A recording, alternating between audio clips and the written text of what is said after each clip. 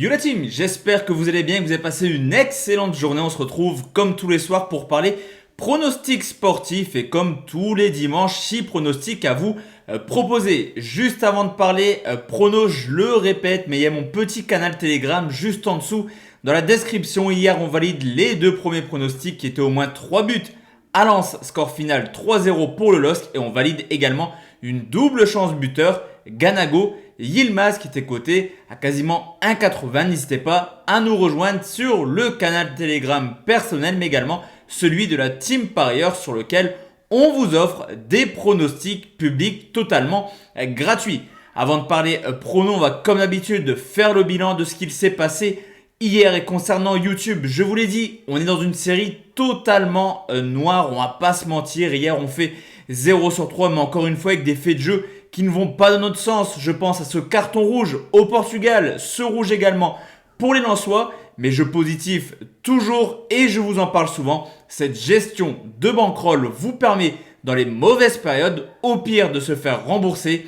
Hier on se fait rembourser justement sur la rencontre au Portugal, mais également dans les derbies du Nord où on était parti sur un match nul remboursé. Si Lille s'impose, deux pronostics, deux pronos remboursés. Tôt ou tard, la machine va revenir en route et il faudra être présent à ce moment-là, car là, on ira chercher du gain comme on le faisait il y a quelques jours et également quelques semaines. Pour demain, la team, je vous l'ai dit, on va partir sur 6 pronostics. On commence tout de suite en Bundesliga où Francfort reçoit Augsbourg, une équipe de Francfort qui fait une excellente saison à domicile, tout simplement invaincue et qui possède la 3e meilleure attaque avec 33 buts marqués. Mais attention, car Mayence est plutôt à l'aise à l'extérieur, 19 points pris en 15 matchs, mais ça reste une équipe qui encaisse beaucoup de buts. En moyenne, ils encaissent 2 buts à l'extérieur par rencontre. Au niveau de l'état de forme, après 2 défaites sur les 3 dernières rencontres, Francfort n'a pas d'autre possibilité que de s'imposer demain pour essayer de ravir cette 4e place qualificative pour la Ligue des Champions. On peut également constater qu'à domicile, Francfort fait le taf et que sur les 10 dernières rencontres, dans 9 matchs différents, ils ont marqué au moins 2 buts. Mayence, quant à eux, enchaîne les belles performances. Ils sont sur une très belle série de 8 matchs sans défaite. Mais on l'a également vu dans ces gros déplacements au Bayern Munich et à Leipzig. C'est une équipe qui encaisse du but. En témoignent 5 encaissés en Munich et également 3 du côté de Leipzig. Francfort peut forcément compter sur le Portugais André Silva qui a déjà marqué 25 buts cette année. Attention, Mayence peut faire un résultat, mais Francfort marquera à coup sûr. Francfort marque au moins 2 buts, c'est coté 1,49.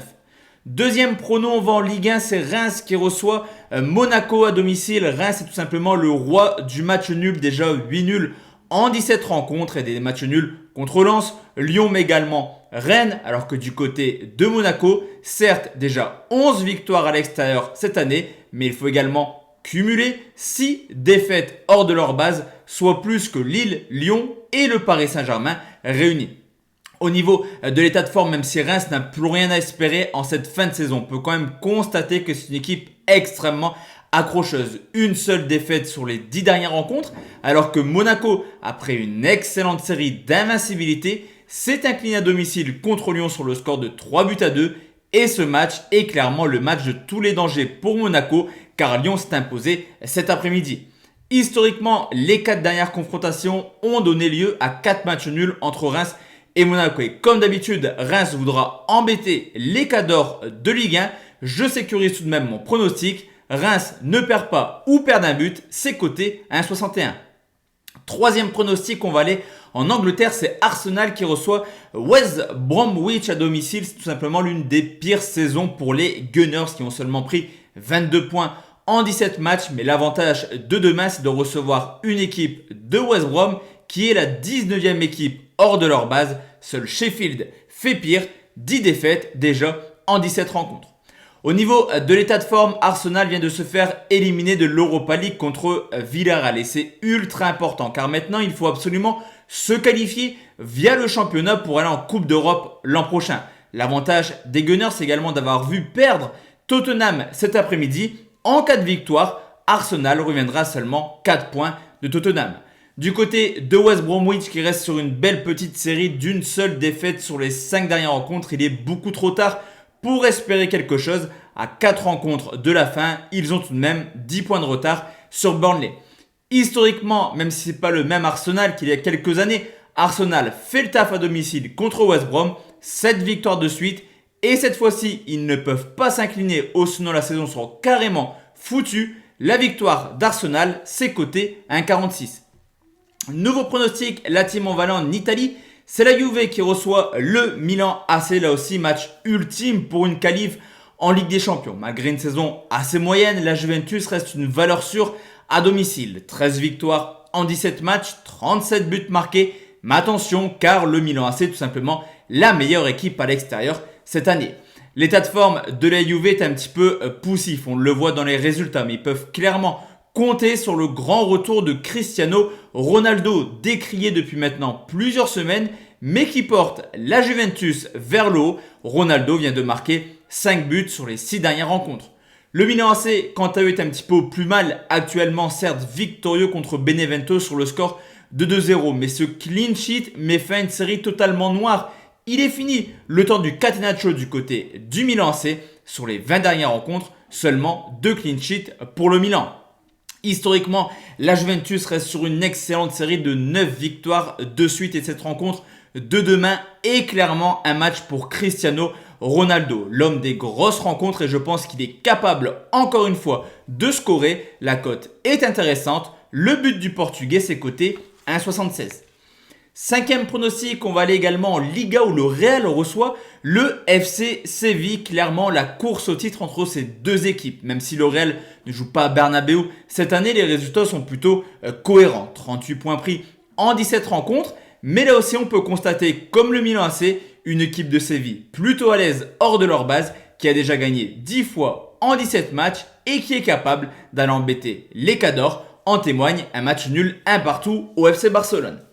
Au niveau de l'état de forme, là aussi on a une équipe éliminée de la Ligue des Champions, le Real Madrid. Est-ce que mentalement ils vont être à 100%? C'est une réelle question. Et on peut également voir que défensivement, c'est une catastrophe. Varane, Ramos, Mendy, Carvajal seront absents, mais le Real Madrid peut comme toutes les semaines compter sur un Karim Benzema extrêmement en forme.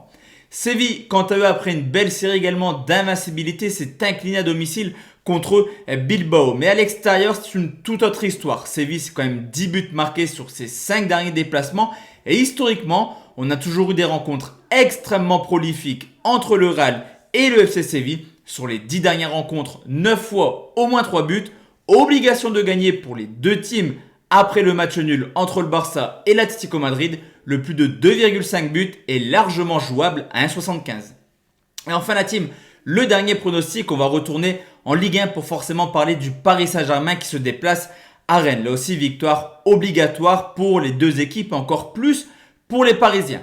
À domicile, les Rennais, c'est tout ou rien cette année. 8 victoires pour déjà 6 défaites en 17 matchs, alors que Paris est tout simplement la deuxième meilleure équipe hors de leur base avec tout de même 12 victoires, mais également la meilleure attaque.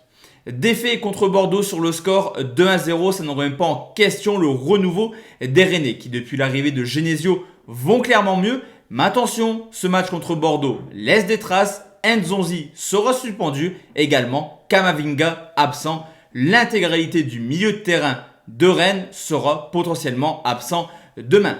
Les Parisiens, comme le Real, sont éliminés de la Ligue des Champions. Est-ce que mentalement, ils seront présents? Je pense que ça reste quand même des professionnels qui voudront aller chercher un titre de champion de France. D'ailleurs, Paris reste sur une très belle série de 6 victoires de suite en Ligue 1.